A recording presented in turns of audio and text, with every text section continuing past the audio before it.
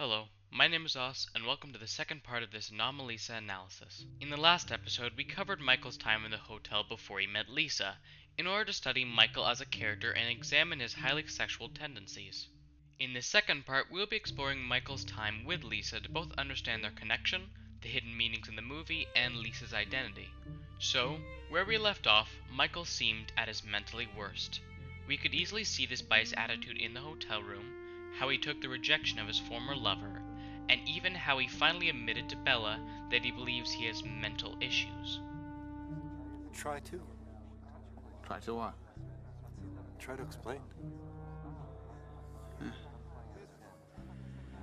I think I might have psychological problems. Once at his worst, he decided he needed a break from it all, and ventures over to the toy store to buy a toy for the night, even if he pretended as though it was a mistake.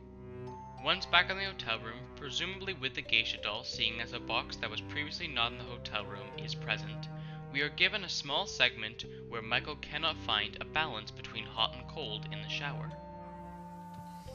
Fuck! Oh! Go! Fuck you! Fuck! Fuck you! Like with most Kaufman films, even when something seems like it's just comic relief, it's important to look for more. This lack of balance between the hot and cold could be a way to symbolize Michael's lack of balance in his life, seeing as on one side of his life is a loving family, and on the other side of his business trips is a lust for escape with others. And what do you know, directly after this lack of balance in the shower, he begins his adultery journey with Lisa, thus ruining the family balance in his life. Once out of the shower, Michael looks at himself in the mirror and begins to lose his mind. As with much of this film, identity is brought into question here when he looks in the mirror.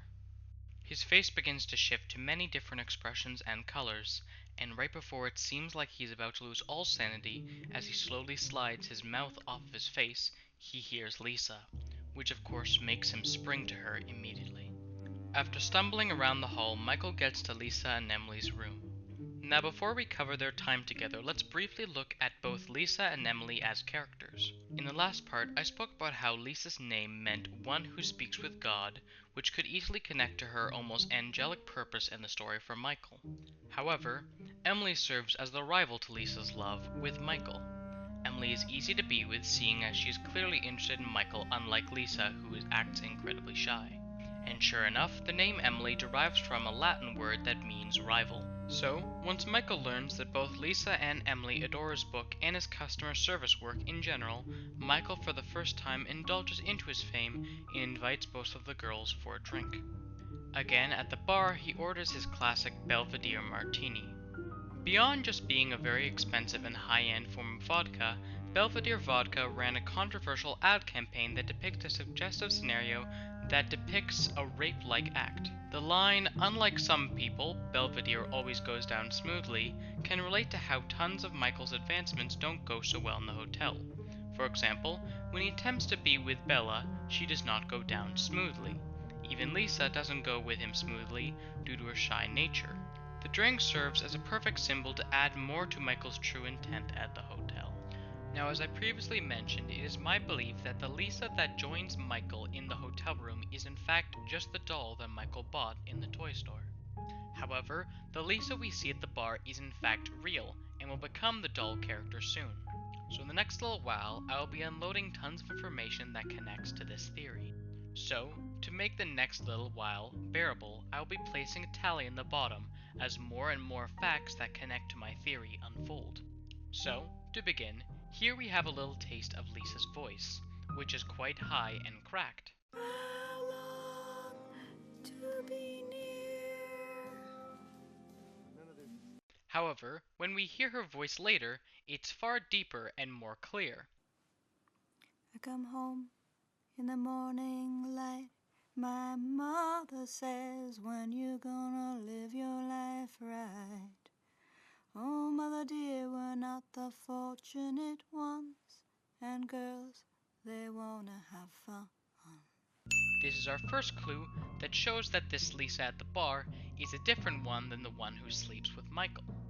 Next, Lisa begins to speak about the instrument that she plays called the Jew's harp, which is thought to be a very old instrument that could easily have Oriental origins, similar to the old Oriental antique that Michael picked up at the toy store. Next, Lisa, Emily, and Michael take the elevator up, and we can see Lisa being visibly drunk. No! Oh. I want to press it. Darn it! Sorry, my hand just jumped. I love pressing the buttons. I'm sorry. You always get to press it, Lisa. Don't be greedy. I know, because I love it. It's so, I don't know, buttony. No, that's not it. Button-ish. However, we see a huge change in her attitude the moment she is asked to the hotel room by Michael. Oh.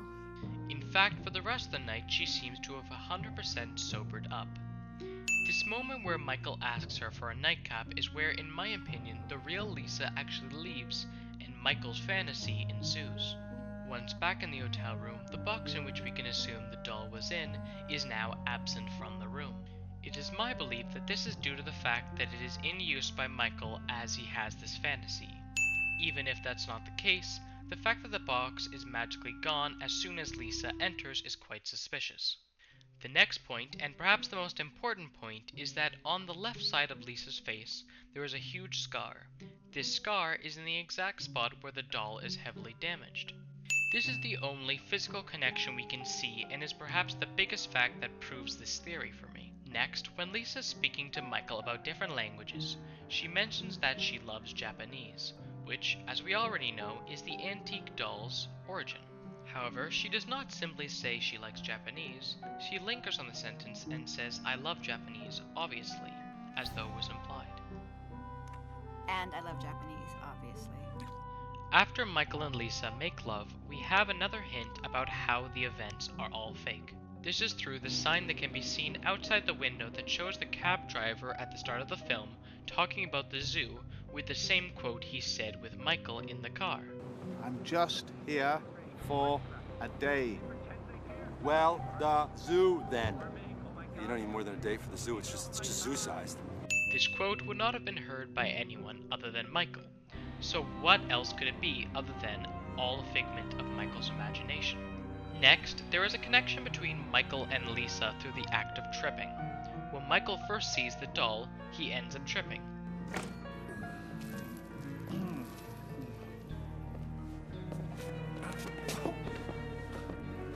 And then later, once Michael invites Lisa over to the hotel room, and the switch between the real Lisa and doll Lisa happens, she ends up tripping as well. And last but not least, when Lisa's talking about Bella, who, like everyone else, has a male voice in Michael's mind, she accidentally calls her a prince, and then corrects herself to say princess. You don't like Emily? Everybody likes Emily. Emily's a prince. Yes. Emily's a princess. Since we can assume that Lisa does not have Fragoli delusion like Michael, it would make no sense for her to confuse her longtime girlfriend with a man. If this version of Lisa is simply a fantasy, it would make perfect sense for when Michael is imagining her speech that he would mess up something like this. So, in review, in this hotel segment alone, we have 9 clues that connect Lisa to the Japanese doll. These being her difference in singing, love of the Jew's harp, her drunk to sober change, absence of the doll box, her scar that resembles the damage on the doll, her fixation with the Japanese language, the surreal sign signifying this all to be a fantasy, the tripping connection, and lastly when Lisa calls Bella a prince. And remember, this is just a summarization of the hints in the hotel. In a later episode, we have even more clues that point to this fact once Michael gets to his own home. Moving on now from the doll, we now need to delve deeper into Michael's delusions and mental disorder through his dream. At the start of his dream, Michael is called up in the morning to go down to the basement level of the hotel. Very early on, we get a sense that this moment is all a dream through how the door is opened in this scene. This is because there was a camera pan to the door and no cut to the other side of the door, even though Michael enters through the backside. And now we have the point that Michael's Fragoli delusion takes over and he begins to believe that there is some form of overbearing plot to keep him from Lisa. In fact, this is not the first time Michael seems paranoid about the hotel staff, but as early on as when he enters the hotel, we can see Michael afraid of the front desk man. When When the man enters in information into the computer without looking down, Michael seems visually suspicious.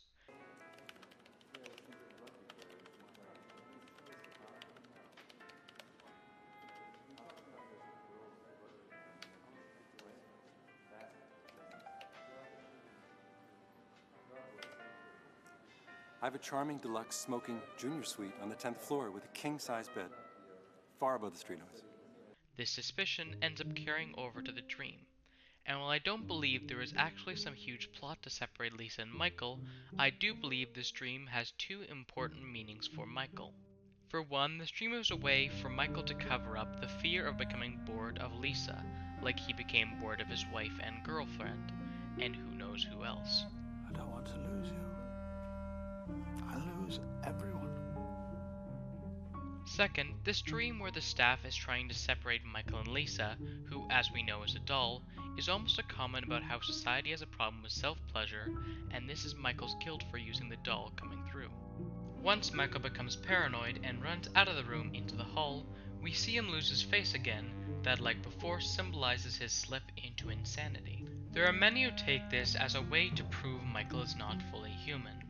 However, due to the fact that this loss of face always happens when Michael's sanity and grasp on reality is questioned, I have always believed this to be no more than a way to visualize Michael's unstable mindset. After picking up the mask and running down to Lisa's room, Lisa's friend Emily yet again lives up to her name meaning, and serves as a rival to Michael by attempting to keep them apart. She's not here. Michael? Lisa, let's go! What? Lisa, don't go with him. He's insane. This, in my opinion, is the biggest point that proves the theories that the dream is all part of Michael's experience incorrect, since it would make no sense that Emily earlier on fully endorsed Lisa to sleep with him, and now is doing everything in her power to keep them apart. If she was reluctant earlier for them being together, I would allow it. However, during the hallway scene when Lisa's having doubts, Emily is the one who forces Lisa. Oh, don't be an idiot, Lisa. He's gorgeous. Yeah? It's okay? Have fun. Night. So, I'm over this way. Next, when Michael drags Lisa down the hall, she ends up tripping up in the exact same spot, proving how important her tripping in the hall really is to the doll to Lisa switch. Finally, Michael and Lisa get into the room and lock themselves from this darkness that is coming towards them. Even though Michael wakes up before this darkness in the hall comes for them, it is my belief that it still reaches him. This is because the darkness to me symbolizes the mental state where Michael loses interest in people. We have already discussed about how the entire dream is all a visual interpretation of a man like Michael's mind, through his guilt, identity issues, and fear being symbolized. So it makes sense for this cloud of black to be the light of love shutting off in his mind. This would make even more sense seeing as in the next scene we see Lisa begin to change to be like everyone else. And that's it for this episode. In the next, we will be quickly finishing up the last minutes of the film and summarizing Michael as a character, as well as wrapping up all the loose ends in the film. I hope you have all enjoyed.